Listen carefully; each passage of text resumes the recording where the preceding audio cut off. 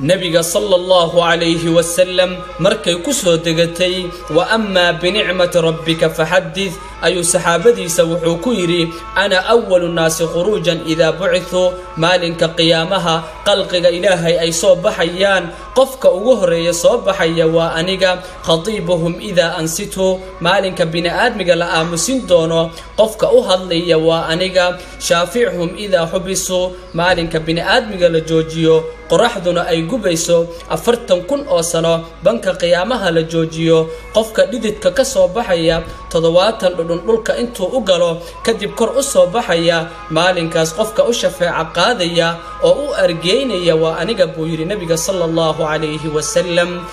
mubashirhum idha aisu maalinka bini aadmiga ay qoostaan qofka u bishaareynaya waa aniga buu yiri hadii aad sii gudbiso waa sadaqa jaariya qofka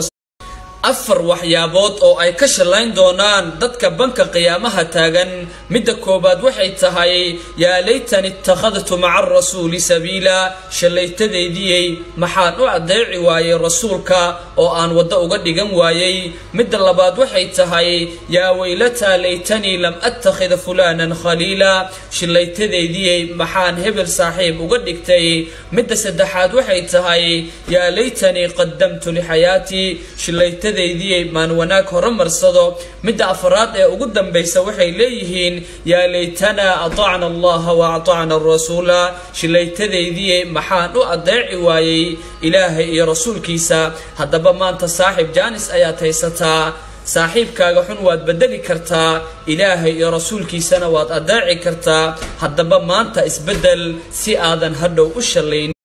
hal sifo oo ilaahay uu ku xiray afar arimood ee maanta adduunka loogu jecel yahay midda koobaad waxay tahay waman yattaqillaha yaj'al lahu min amrihi yusra qofkii ilaahay ka cabsada ilaahay wuxuu u fududeeyaa arimihiisa oo dhan midda labaad waxay tahay waman yattaqillaha yukaffir anhu sayyi'atihi wa yu'dim lahu ajra qofkii ilaahay ka cabsada ilaahay wuxuu u dhaafaa dambiyadiisa